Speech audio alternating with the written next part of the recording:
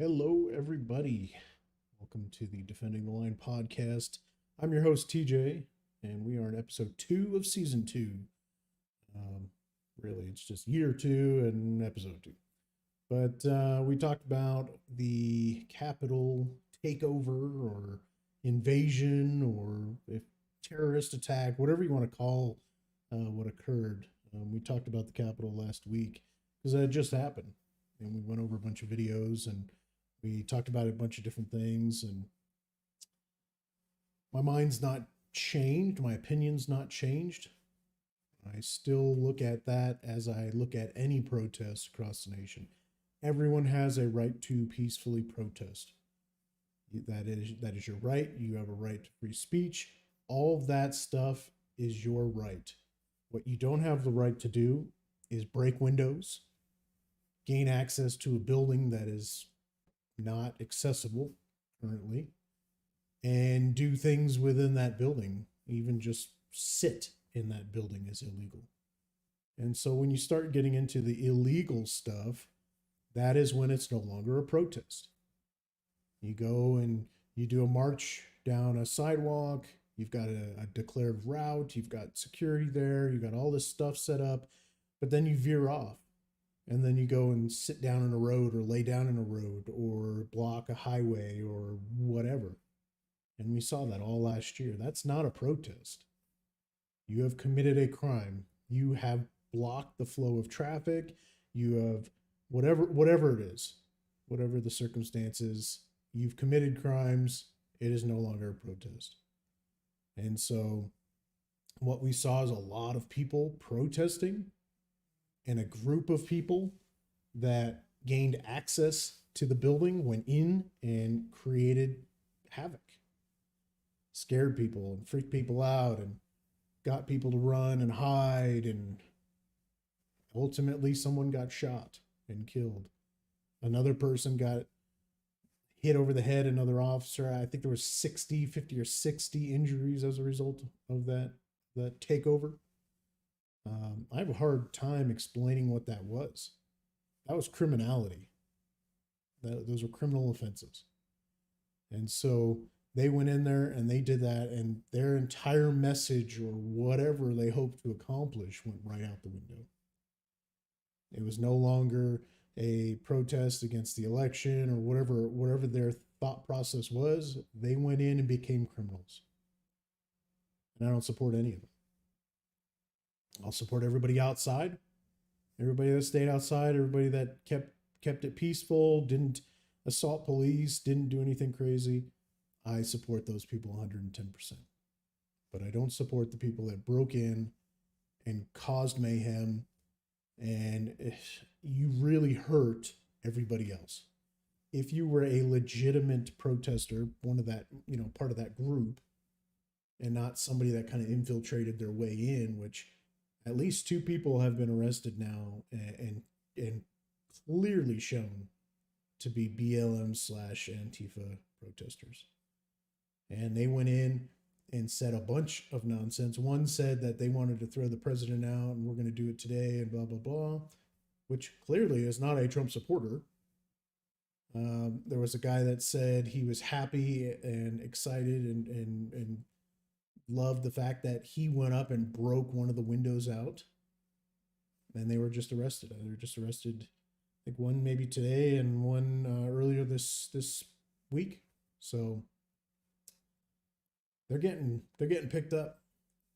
And I start watching this and I start tracking who they're getting, and they'll release something on the media because every time one of these people is caught, it's a story. The last 9 months we've had rioting daily in Portland, Seattle, Minneapolis, everywhere. And you don't see those people getting scooped up and it becoming a story. The whole rioting wasn't even a story.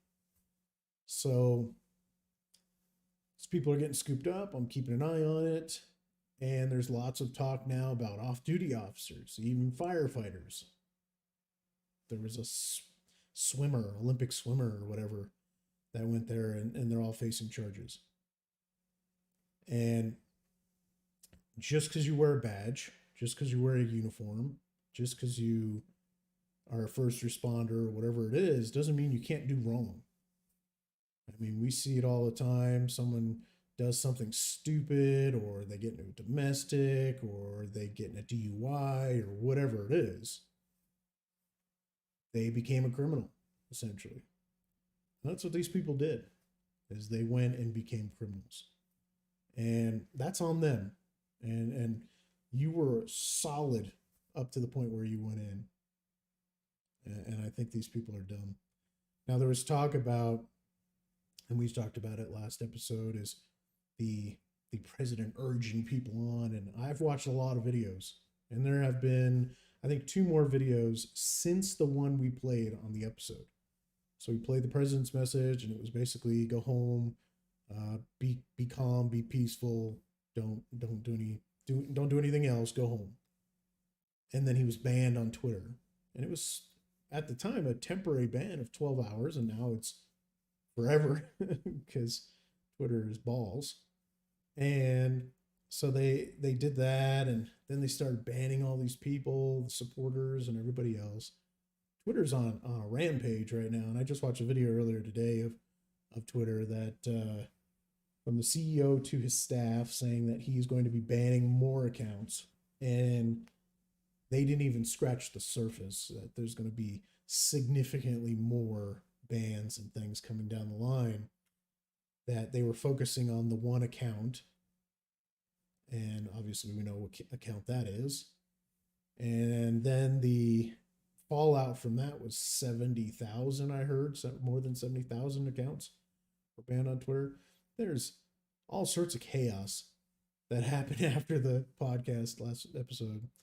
You know, there's Parler went down, and this isn't a political podcast, and I'm not trying to whatever, but it's kind of tied into the last episode to kind of clean up that previous episode. But Parler has been taken down by Amazon because they were running their servers, and so Parler's down. There's other websites right now that are popping up and springing up, social media as kind of secondary options for Twitter and things like that. So there's been a lot going on in the last, I would even say 48 hours.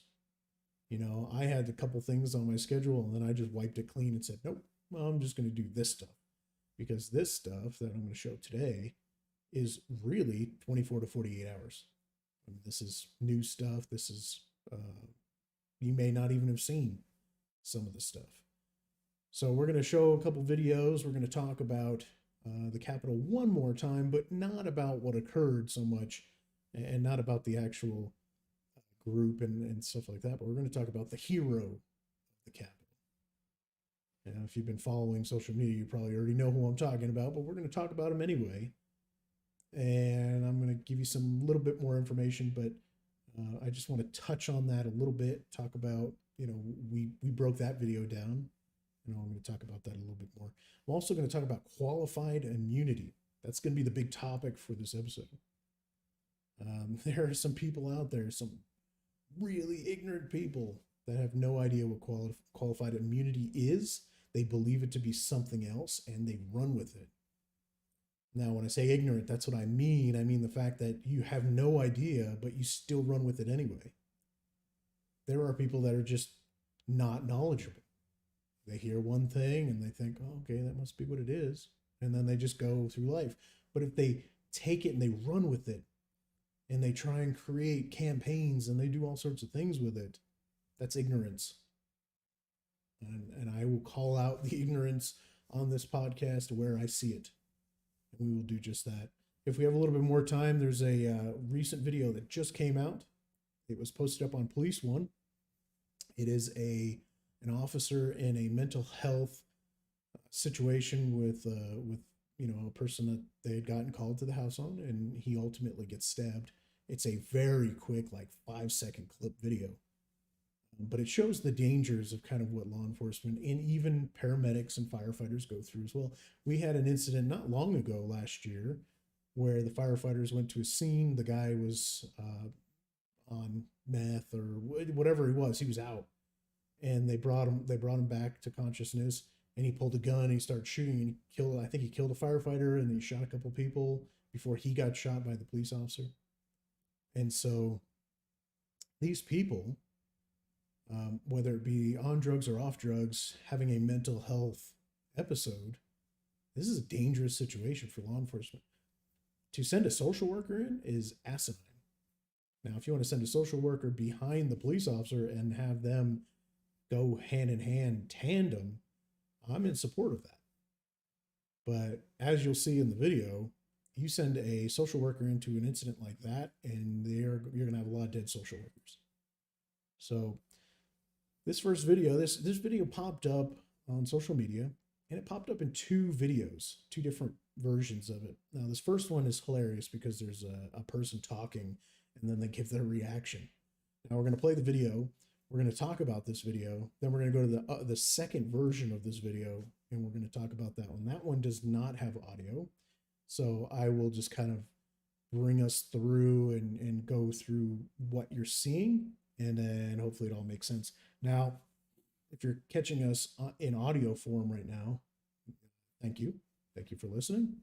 You do miss out a little bit on the video stuff. And if I could take this podcast, and if the podcast blew up and it had a million viewers and subscribers and all sorts of things, I would still want it to be more of a video podcast than audio. So if you listen, that's great. I appreciate it. Thank you for listening.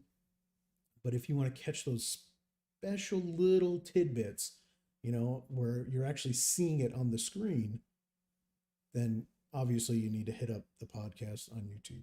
Now, we are live streaming right now on YouTube, and then it's going to be uploaded, and you're going to be able to view the past episodes on there. So if you're listening, head over to YouTube.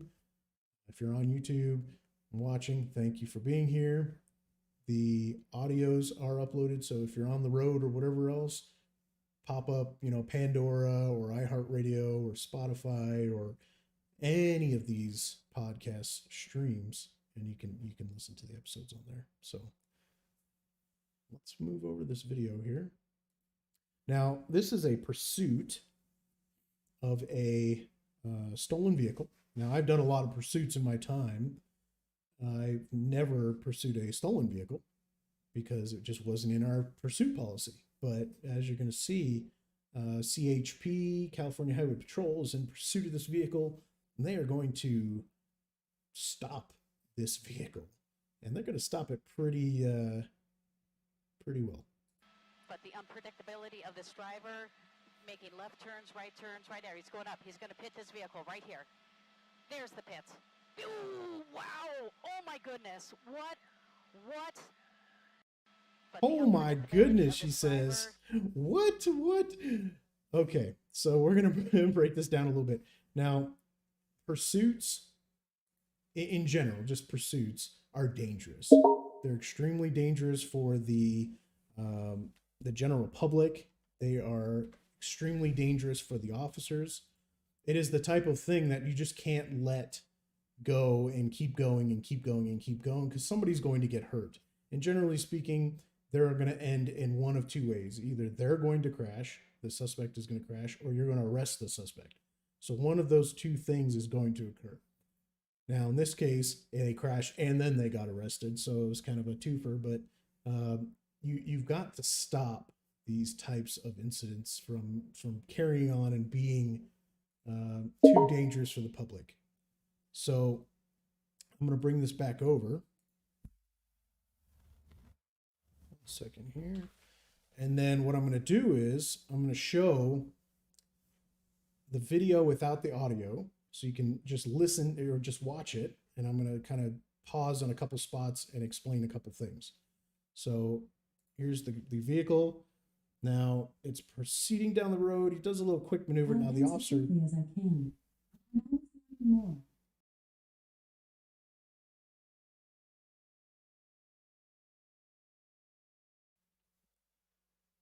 Okay, so the vehicle, you'll see this kind of white truck on the left here is kind of pulled off to the side of the road, which is cool. That never happens.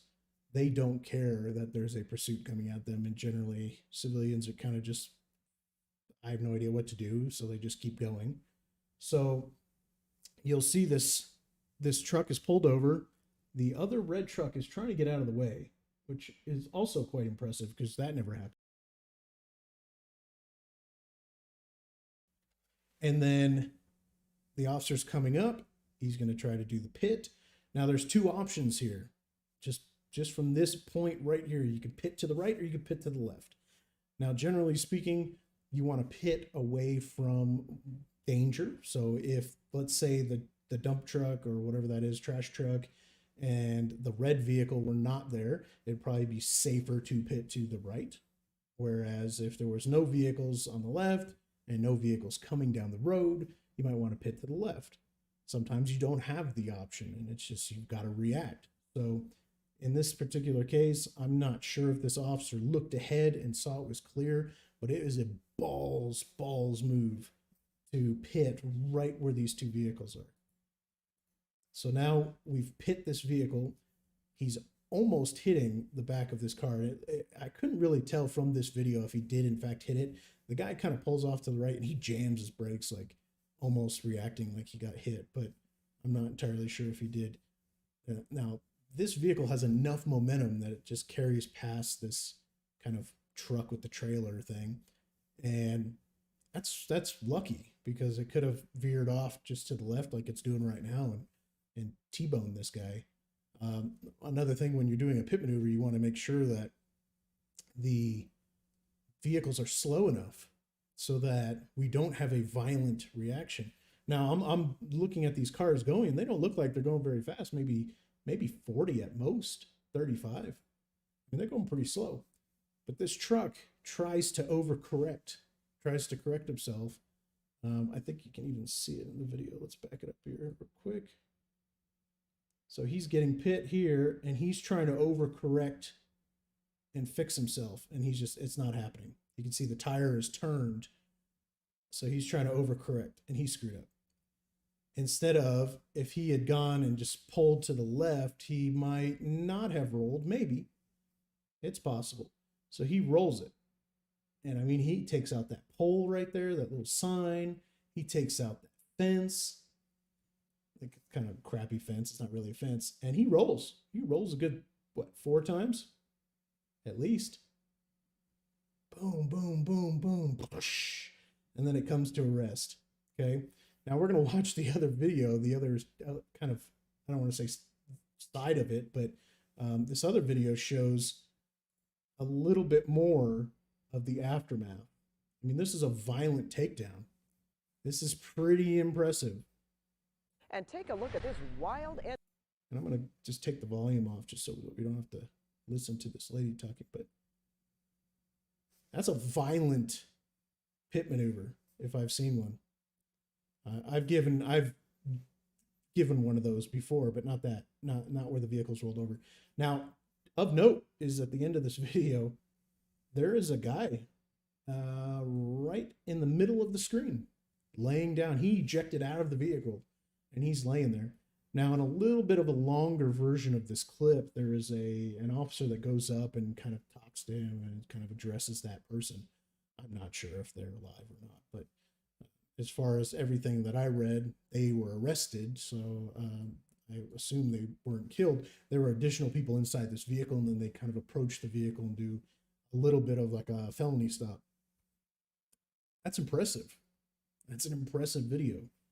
That crash is wild because, I mean, it is violent. Here it is again. I'm going to put it up one more time. Again, this is a ballsy maneuver by this law enforcement officer that pits this vehicle between two vehicles.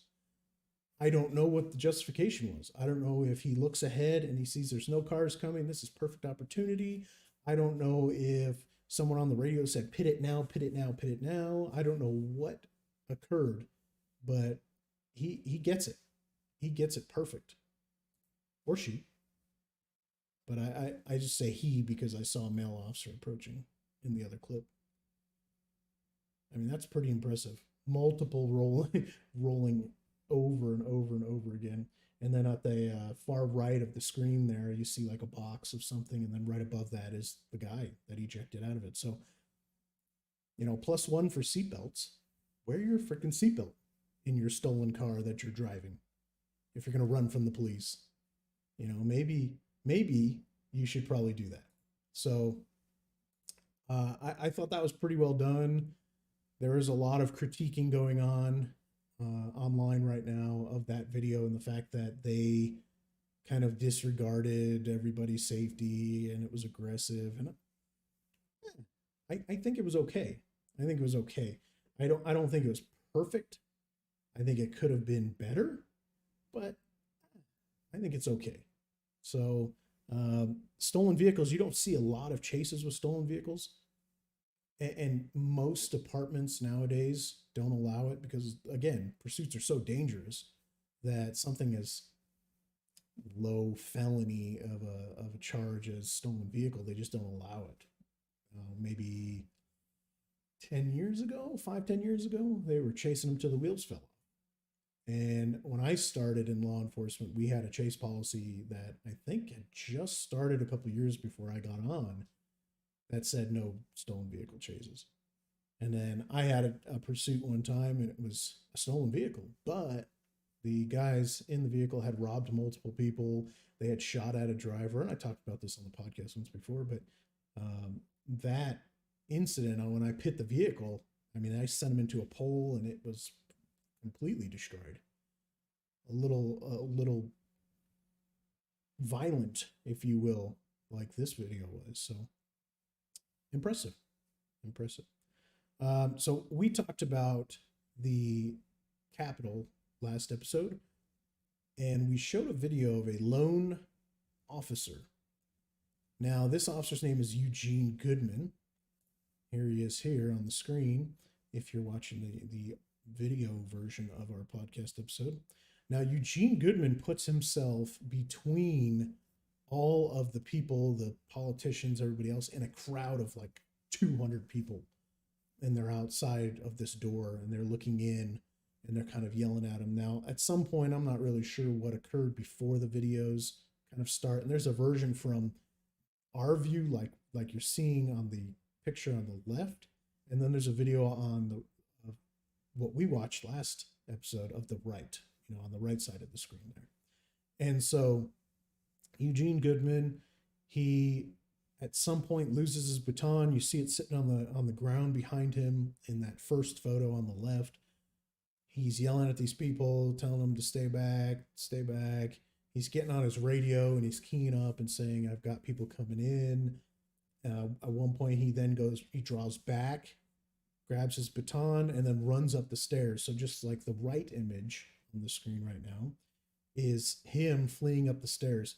Now, in the right image, he's glancing kind of over his shoulder to see if anybody's there. The story being told is he guided these protesters or criminals at this point, right? Because they broke in, away from the politicians, away from the people in the building. And he draws them up this hallway, up the stairs, up another stair, and he's on the radio. We're up the second floor, third floor, whatever, all the way. When he gets to where all these people are, the other officers, they form a line and get these people stuck kind of in this lobby. And so Eugene Goodman, people are saying, is the hero of the Capitol. Now, we obviously talked about him and other officers, and we showed the other video of officers getting struck and beat down, and they weren't just invited into the building. There is one video out there. I don't think we showed it last episode because I couldn't really find a good clip of it, but there is a video where the doors are open from the people on the outside, and they open it somehow, and then they walk in, and inside, kind of on both sides of the hallway, are police officers. They're not like, hey, come on in, guys. You come on, do whatever you want to do. They're just not doing anything. And I'm not sure the circumstances surrounding that. I don't know what the thought process is. I don't know if they were given certain orders to stand down or whatever, but they clearly don't form any sort of line. Now, our Eugene Goodman here does form a line, a single person line, what I talked about last episode as that Leonidas brave one against the million, and he puts himself in the middle of it, and they're calling him a hero. And he is. I think they all are. I think all of them that stood in the way, you had photographs coming up of people barricading doors and holding doors closed with tables and benches and chairs. And I mean, those are all heroes. Who knows what would have occurred. And we even showed the photo last episode of the guy he's holding all the zip ties in his hand. Now, what the hell are you going to do with zip ties? Either you're going to zip tie some doors together, like the handles together so people can't come or go, or you're doing something worse like grabbing a person and zip tying them. There was no good thing to do with a zip tie at that point. So Eugene Goodman, class act. Now, we even learned more that he is a military veteran. He was in the U.S. Army. And so they're showing all his photographs. They're talking about him on the news now. And I thought it was pretty interesting that they go one day, literally the day before, hating law enforcement, to the day of or day later, where they're saying, oh, thank goodness for the cops. These politicians, they're like little puppeteers, and they've got the strings and they've got you wrapped up, and they're just playing a little game. And that's all these politicians do. One day they tell you one thing, the next day they tell you something completely different. They talked about Biden and how he welcomed BLM and all these people in. And then as soon as he got the votes and he was destined to become president, didn't invite BLM to come to a meeting that he was having with a bunch of people. So these people are playing games, and I'm kind of sick and tired of it. I don't like it. And I think we need to let these people know that it's not okay. It's not okay to flip-flop. It's not okay to say law enforcement sucks and then law enforcement's great. I would love for them to always say law enforcement's great. That's never going to happen, because there's going to be another shooting on video that people or choking or whatever, and people are going to lose their minds, and then we're going to be back to square one again. So I'm tired of it. I'm tired of seeing it. I'm tired of hearing about it. This all over the place type of mentality. And so hopefully that changes. Hopefully that gets better. I don't know. I don't see the next 4 years being any better than the last 4 years. And I don't say that the last 4 years were terrible. I'd say the last 2 years were kind of, at least the last year, 100% was awful. Probably the worst year I've seen for law enforcement since I started. Pretty damn close to, I think, what was it, 2010. We had rioting then.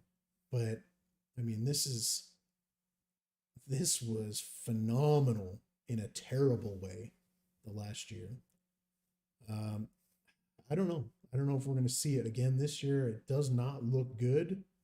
And then now we have, we had BLM and Antifa and their whole like chaotic mess and burning and looting and destroying, and 25, I think we talked, deaths at the hands of a BLM and Antifa protest. We talked about that, I think, last episode or the one before. And so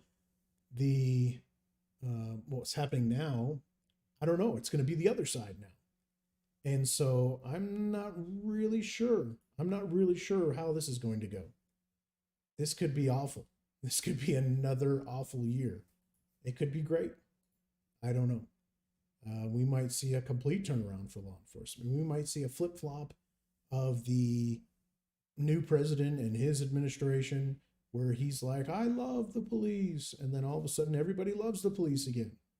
I don't know. I don't know if that's going to happen. We'll just have to wait and see. Now, one thing I wanted to talk about this episode, as I brought it up at the beginning, was the qualified immunity. Now, in Colorado specifically, this is just where I'm from, they didn't do away with it, but they introduced a bill that if the officer is found to break rules and violate the law and things like that, they can be held responsible for up to $25,000. Now, I don't know about you guys, but I don't have $25,000 at all, let alone extra to just kind of throw around. So if something were like, to happen, if I was in law enforcement still and I lost out on $25,000, that would be the end. That's my house gone. That's my vehicles gone. That's family, complete mayhem. I can't even fathom where I would be if I lost $25,000.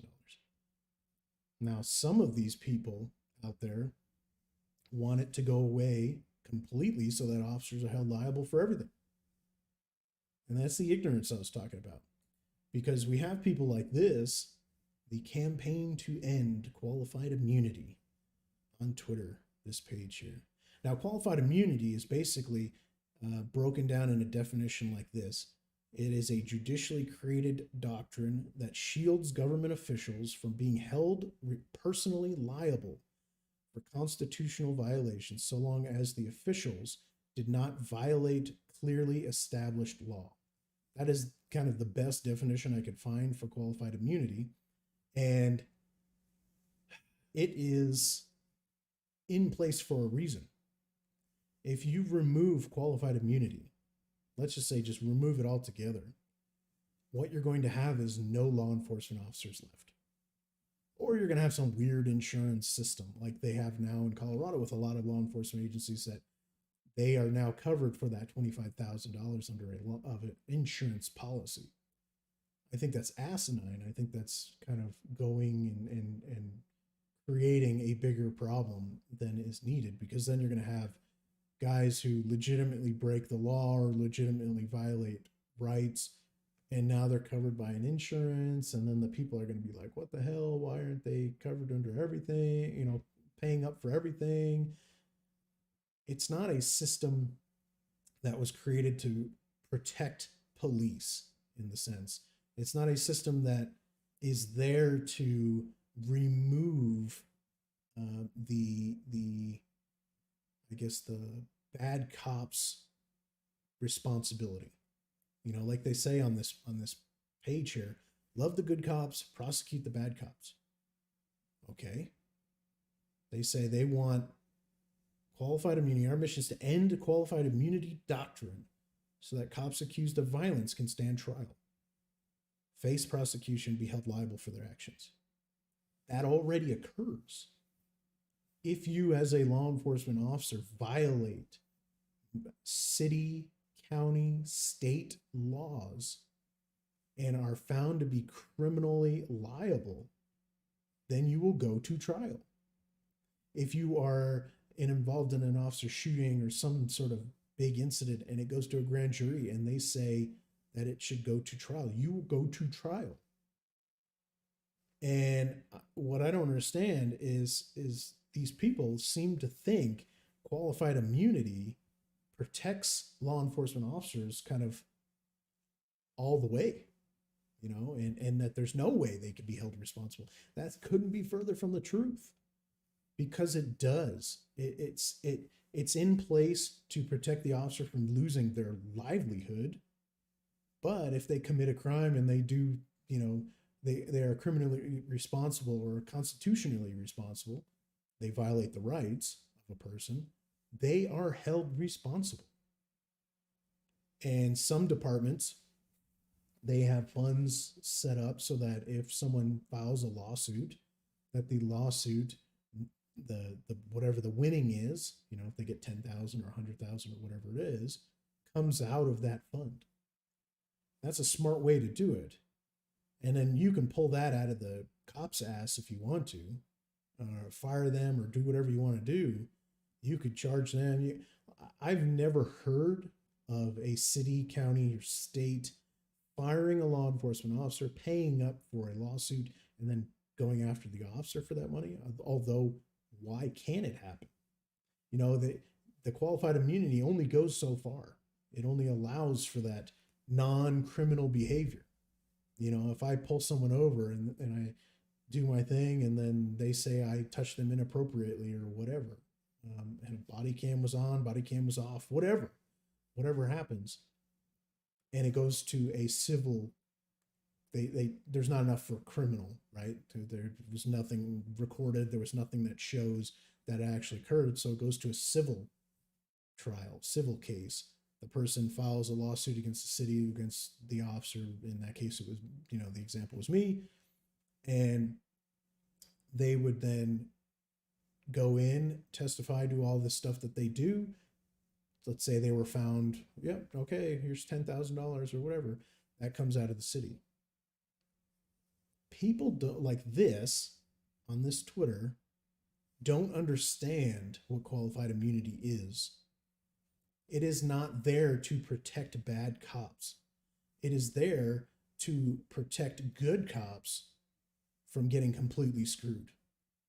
Now, I personally experienced at least one lawsuit that was completely frivolous. Two, actually.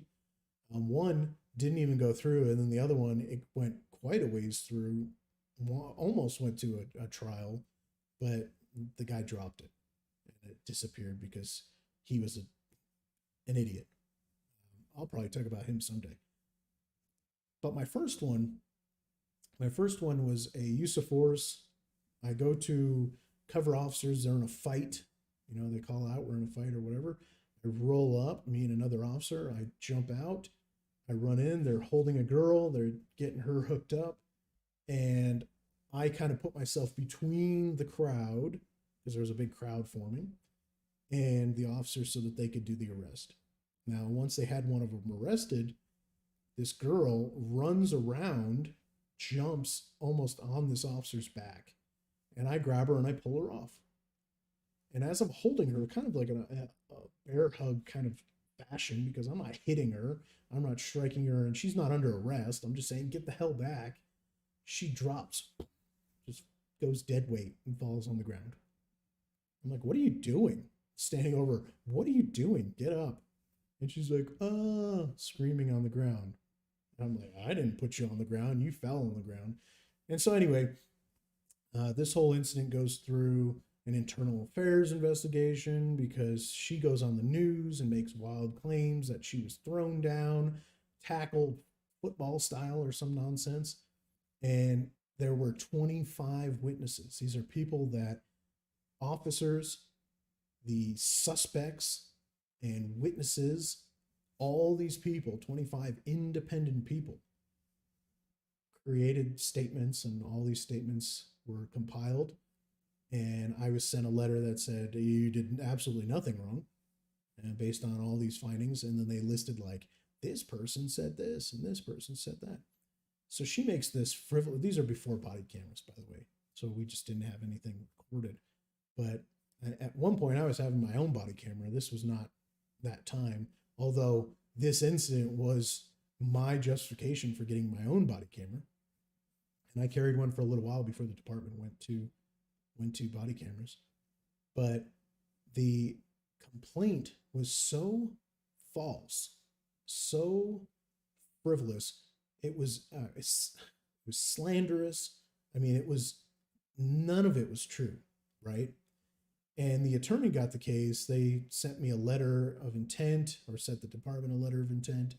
And then as soon as they released all that information, another letter came in and said, forget that. This person is not, they don't have a case. We're not going to file this lawsuit after all. But that's where police are at. Firefighters, EMS, all these people, this is where they're at, is that they are going to calls, getting complaints, and getting sued. Now, when Colorado went to the new kind of amended qualified immunity thing, there were posts on Facebook that said, hey, you officers are now held liable for $25,000. You need to go in and file as many complaints as you can and lawsuits as you can so that we can hit these officers. This whole system, court system and lawsuits and civil system, isn't there to help, it's to punish. And so they were abusing that system. Now you remove qualified immunity, and now you've got hundreds and hundreds of thousands of people now doing that, abusing the whole system. And I don't know what to say. I don't know why we allow it to happen. It needs to stop. And people like this on Twitter don't know what qualified immunity actually is. They still get paid. If the officer does something wrong, let's say something not criminally, kind of a criminal standard, maybe a little violation of rights kind of thing, but if they do something, the person suing is going to get paid. It's not like qualified immunity allows them to run free with absolutely no repercussions at all. That's not at all how that works. So these people, they just don't understand. And I read through a couple of these posts, and they have no idea what the hell they're talking.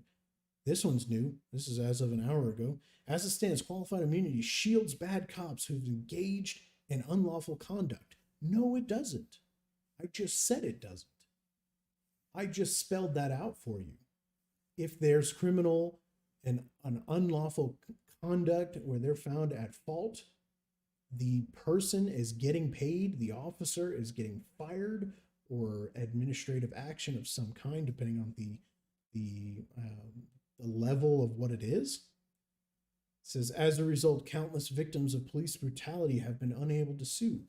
Incorrect. 100% incorrect. You can literally sue for anything.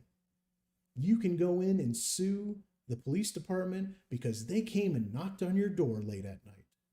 You felt like it was harassment. You felt like it was a problem. They keep doing it all the time, so you say. So you go and you file a lawsuit. You can literally sue for anything. You buy a hot cup of coffee from Starbucks or McDonald's and you spill a little bit on your lap, you can sue for millions of dollars. Literally for anything. So this person is incorrect. We believe that everybody deserves a chance to fight for their constitutional rights. Yes, they should. But qualified immunity does not remove that ability to fight for your rights. So people like this End Qualified Immunity campaign on Twitter don't understand how this works. Now, me telling them, and I'll be happy to send a clip of this video, of this podcast episode to them and say, hey, here's what I think about your campaign and how incorrect you are. Will they watch it? Probably not. Maybe they'll see, a couple minutes where I'm bashing their whole way of life, and they'll turn it off. These people are never going to listen to me. They're never going to listen to you. They're never going to listen to anybody. These people are ignorant to the facts, to what's going on. Qualified immunity does not protect bad cops. It protects good cops. So if you go out and you do your law enforcement stuff and somebody makes a frivolous complaint and maybe you're in a use of force and the camera goes flying off, and so it's not documented that they elbow you in the face, so you punch them in the face and you break their orbital socket or whatever, and the person goes and files a lawsuit against you, a civil lawsuit against you, the department, the city, the whatever. Nothing says that qualified immunity is going to protect them. You may still get your money. The judge might say, hey, that's pretty excessive. They took a picture of the officer and there was maybe a red mark on their face, but you had a broken eye socket, which can happen from a single punch. And so they rule in favor and you're going to get your money. You're going to get your money. The department is going to get their asses reamed by whoever is in charge. The officer may or may not, depending on the outcome of their internal investigation, may lose their job, may lose their livelihood.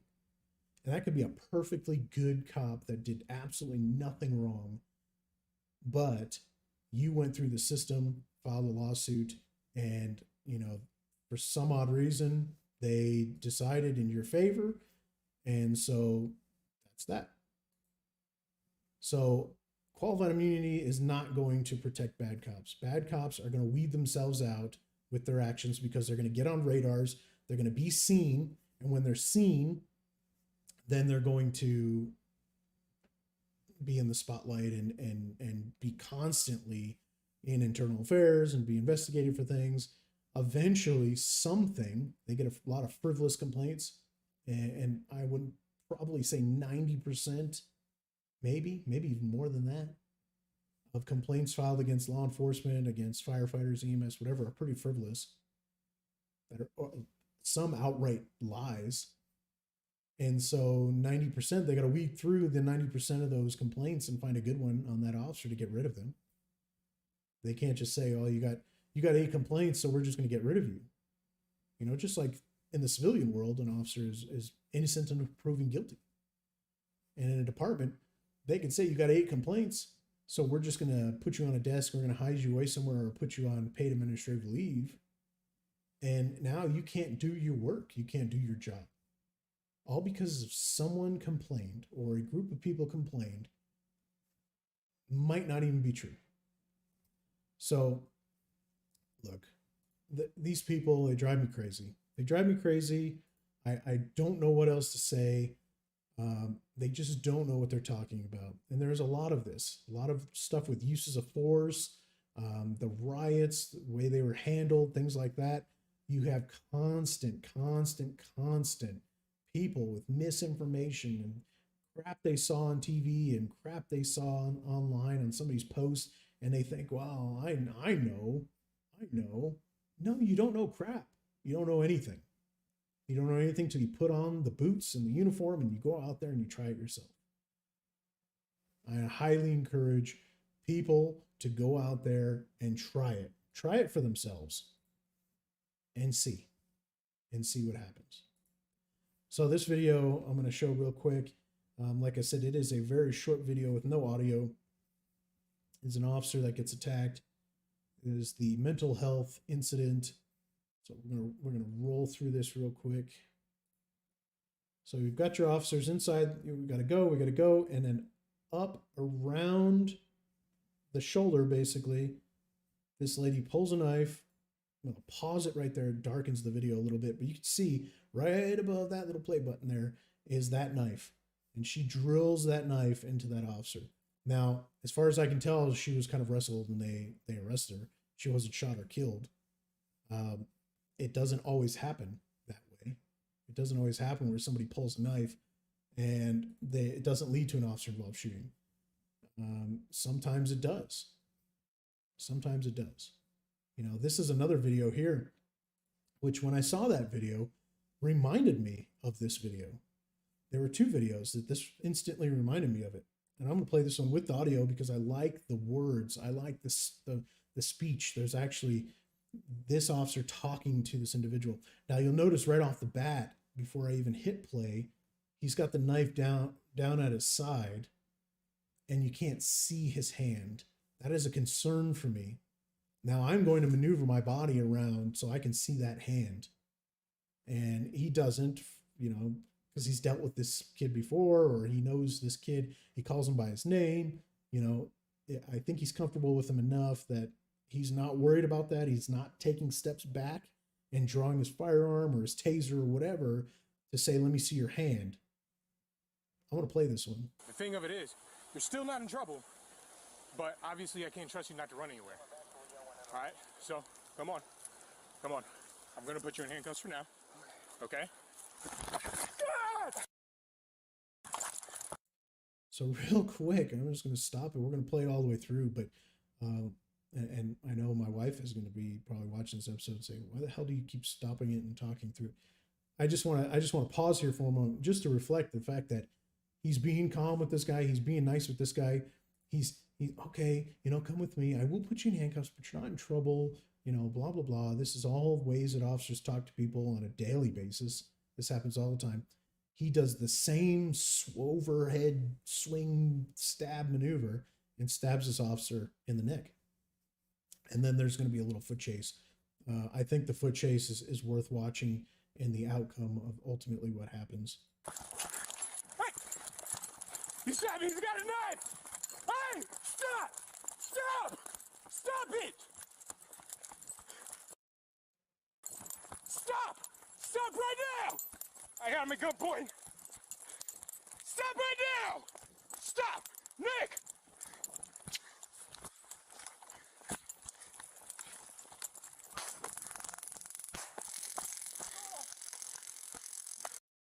So I'm going to stop it right here.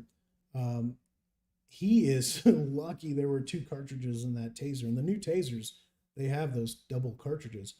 Now, you saw a moment. We're going to back up just a little bit, kind of like right here. He's getting on the radio. I assume he was getting on the radio. Kind of a weird, why would you yell that he's got a knife, he stabbed me, and he's, I got him at gunpoint. That's just like a weird thing to just scream out. Obviously, I think he's keying up on the radio and talking, but this point right here, he's got a gun aimed at him. Would he have been justified in shooting this guy based on the totality of the circumstances? Probably. He just stabbed the police officer in attempted murder, which, by the way, that previous video, they didn't charge that person with attempted murder. They just charged that person with assault.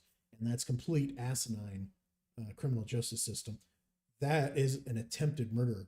You're driving a knife, and she had a big steak knife, serrated steak knife, that she drove into the officer's neck. That is attempted murder. Same here. This is attempted murder. Trying to stab this guy in the neck, which, I mean, there is, you hit that artery, done in 30 seconds. 30 seconds, 45 seconds. Now right here, he's got the gun aimed at him. But I guarantee this officer, this is October of 2020. This officer's going, man, if I shoot this kid in the back, there is going to be a lot of upset people. Now, could he say he's justified in the fact that he just tried to kill him and he may kill someone else? He is a fleeing felon, and a lot of departments have fleeing felon laws. Could he have shot this kid? Sure. I don't know how old he is. Seems like he's 18, 19, somewhere around there.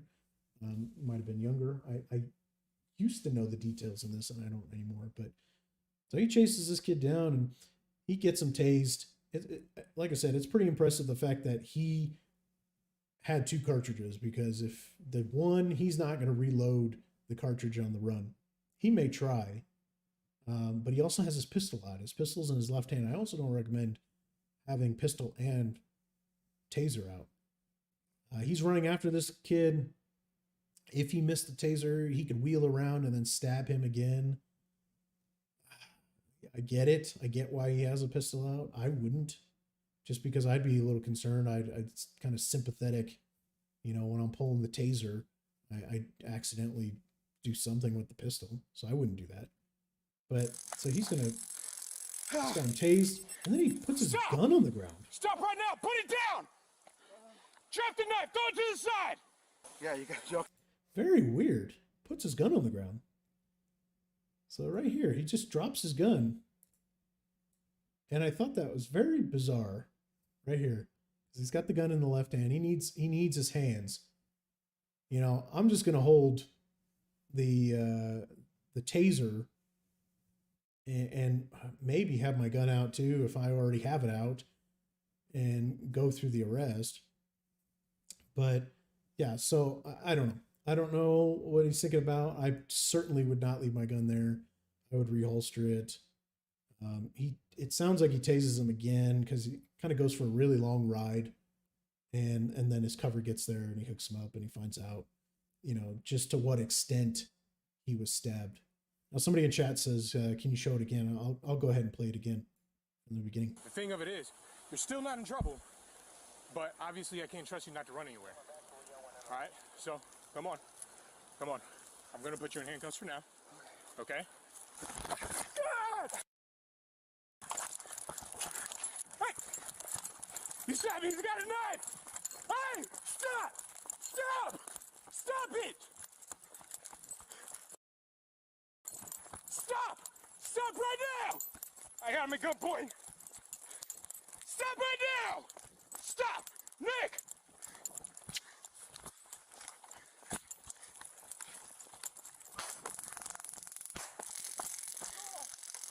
So I played through again just to show the beginning again for chat, but he was so calm, so cool with that guy. And I guarantee the cops in the other video that I showed are probably the same way. Okay, so you got to come with us. You got to go. Because that's how I talk to people too. I said, hey, all right, here's the thing. Look, people are concerned about you. You did this, you did that. When you try to cut yourself, whatever the circumstances are. Hey, we gotta go talk to somebody. Now, I never really use terminology like, I'm going to put you in cuffs because you're under arrest. I hate saying that. I hate saying that because in their brain, the fight or flight kicks in. In a lot of departments, they'll teach you, okay, you're under arrest. Do me a favor, put your hands behind your back. Sometimes even standing off, completely standing away from the person, turn around, put your hands behind your back, face away from me, blah, blah, blah, blah, blah. No, because the fight or flight kicks in. You've told them what's happening. You've said you're going to jail. You are losing your freedom. You're losing your rights to walk free for whatever reason, whether you did something or not. And at that point, they're going to either decide to give up, fight you, or run. And I don't like giving people that opportunity. Now, in this case, he kind of puts his hand on him, and then he says, okay, I'm going to put these cuffs on you because, whatever. And I've done that too. Now, generally speaking, if I'm going to put cuffs on people, hopefully there's somebody else there and we each take a hand. And then I say, okay, I'm putting these cuffs on you. Just relax. And they're like, why? What's going on? You got to tell me. It's my rights. It's blah, blah, blah, blah, blah, blah, blah. And I go, look, just relax. I'm going to explain everything to you. Click, click, click. Okay. This is what's going on. You are going to go to jail because of XYZ. Or I'm going to take these cuffs off after we do XYZ, whatever it is. And so I guarantee in that video where the officer, the first video, he goes in and says, all right, come on, you got to come with us. And they go to hook her up and she stabs him in the neck. And then there's a fight. And then ultimately she's charged with assault. Like I said, that's pretty asinine. That needs to be attempted murder because you don't just stab somebody in the neck with the intent to just kind of hurt them. You're doing it maliciously to kill them. You are ending the threat against you by taking them out. And that's what this kid did too. So that's it for the episode on the today's podcast episode. I say it every time. I say it every episode. These officers, these first responders, they're out there doing their thing, and you've really got to step up and speak out. When you see stuff like that Twitter video, Twitter account, and they're saying qualified immunity sucks and blah, blah, blah, and you need to do this, and we need to shut them down because bad cops and good cops and blah, blah, blah. Tell them they're wrong. You're wrong. You don't know what the hell you're talking about. And here's why. And if it's something I've talked about, feel free to link them to the episode. And YouTube, you can even link to the exact second in the video and say, go watch this and educate yourself. Or link them to somebody else's video, or link them to a website, or link them to something and say, look, you're wrong. Here's why. I do that probably 90%, I would say, of my content, of my posting on social media is to educate other people. 5%, I'm kind of screwing around. And then 5% is just miscellaneous, haha, that's a hilarious video. But 90% probably of what I post online is trying to educate people. Take 5 minutes. You see something, don't just pass it up. Don't just say, they're stupid, I'm not going to say anything. And then go on to the next tweet or the next video or the next whatever. Tell them, sit down for a second. Just say, look, you're wrong. Here's statistics on why you're wrong. Here's an incident on why you're wrong. Here is a image on why you're wrong. Here are the facts. Here are some sources you can go to, and it takes all of maybe 60 seconds to say, here you're wrong and here's why.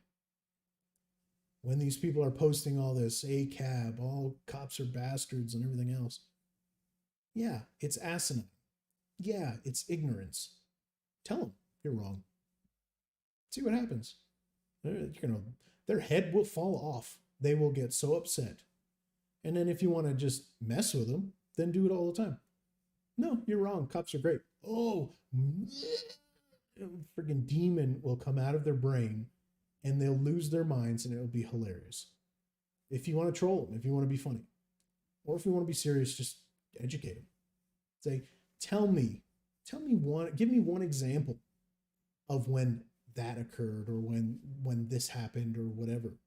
Oh, really? Okay, here's 10 incidences where it went the other way. Or here's some statistics that show you're wrong. Get out there, get loud, get involved. Stop letting these first responders get trampled. Because we just saw it. We just saw it this past week. Officers getting trampled. Then it's, oh, officers are great. Heroes. We love cops. And now they're getting trampled again. And now we're seeing negativity coming back in. Don't allow that to occur and just be like, whatever. It's fine. It's not fine. That's why I do this podcast. It's not fine. It's not fine that first responders get treated like crap. They don't deserve it. Am I a little biased because I was a first responder? Sure. Do I think there are other citizens, a lot of them out there that are very quiet? Yes. I think the majority of citizens in this country, I can't speak for other countries, but I can, based on what I've seen and heard in this country, feel that they support first responders, law enforcement, everybody, and they are quiet. And you can't be that quiet majority anymore. I'm not saying go break into the Capitol and do silly nonsense. This is not inciting violence. This is inciting education. Go out there, educate people. We're going to be back again in 1 week. So it's the 21st at 10 p.m. Eastern. We're going to have a whole new schedule and a whole new set of topics and videos to cover. And it should be fun. I hope you learned something. I hope you appreciate these episodes. If you're watching them on YouTube, thank you very much. If you're watching live, and there were a few people watching live, thank you for being here. There were a few people in chat. Thank you for chatting. As I've said in previous episodes, and I'll say it in probably everyone, we do have a Discord server that you can come in, and if you join the lobby, I'll pull you up and you can comment on a topic. You can ask a question. So, you said this. Why'd you say that? Talk through. Or, hey, you could come in and say, I disagree with you and here's why. Cool. I will give you 30 seconds to get your point across, and then I will tell you what I think. We may not see eye to eye, but that's cool. That's how that works.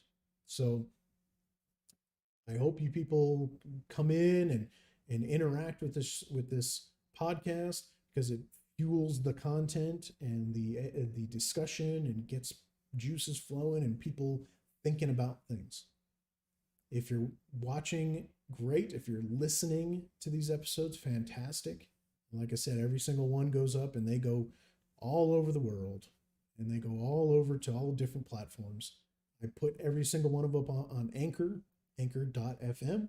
And then from there, they send them off to Pandora, Spotify, iHeartRadio, all these different places. So thank you for being here. Thank you for hanging out with me. I appreciate you. I appreciate you listening. And as always, we need to defend the people that are defending us. So get out there, make your presence known, let people know that you support first responders and why. Catch you next week. Have a good one.